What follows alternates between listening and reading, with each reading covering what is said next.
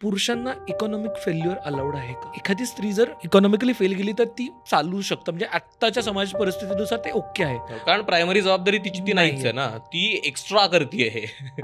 नवऱ्याला मदत एखाद्या मुलीला समजा जॉब नाही लागला वयाच्या 25व्या वर्षी तर इट इज चालू ओके, पण 25व्या वर्षी एखाद्या मुलाला नाही जॉब लागला तर त्याचे आई वडील, त्याचा समाज, त्याचे मित्रमंडळी सगळे त्याला घालून पाडून बोलतात, खाली बघतात. त्याला चॉईस नाही. पैसे कमावणं ही पुरुषाची त्याच्या टिकमार्क ऍक्टिव्हिटीज मधली सर्वप्रथम ऍक्टिव्हिटी आहे. हे आपण तयार केलेलं कंपल्शन आहे समाजाने. आपण हे मान्यच करायला तयार नाही की एखाद्या कपलमध्ये ती बाई मिळवते उत्तम पैसे आणि नवरा म्हणला की मला ना मुळातच एवढं धावपळ करून आणि करिअरिस्ट माइंडेड मी नाहीये, सो आय टेक केअर, मी घर सांभाळतो, तू पैसे कमाव. संसारासाठी कोणीतरी एक जण पैसे कमवा आणि कोणीतरी एक जण घर सांभाळ, असं जर सिच्युएशन असेल तर हा विचारच केला जात नाही, हा ऍक्सेप्टेडच नाहीये विचार. त्यामुळे पुरुषांनी पैसे कमावणे ही त्याची मूलभूत भूमिका किंवा मूलभूत त्याचं काम आहे. आणि हे इतकं बिंबवलेलं आहे समाजामध्ये की ह्याच्यापेक्षा वेगळा विचार करणारा पुरुष जर असेल तर तो कामचुकार तरी असतो, तो वाया गेलेला तरी असतो,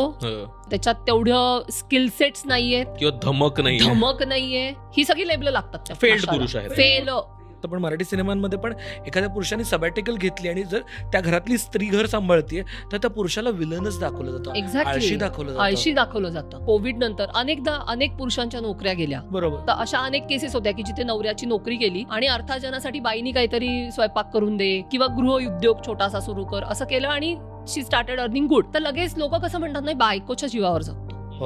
का बाई नाही पुरुषाच्या जीवावर जगत? ती इतके वर्षानुवर्ष पिढ्यानुपिढ्या पुरुषाच्या जीवावर जगते, ते तुम्हाला ऍक्सेप्टेबल आहे. पण विपरीत परिस्थितीमध्ये लगेच पुरुषाला तुम्ही लेबल लावता की बाईच्या जीवावर जगतो, बायकोच्या जीवावर जगतो, आईच्या जीवावर जगतो. कारण त्यानं पैसे कमावले पाहिजेत ही बेसलाईन आहे.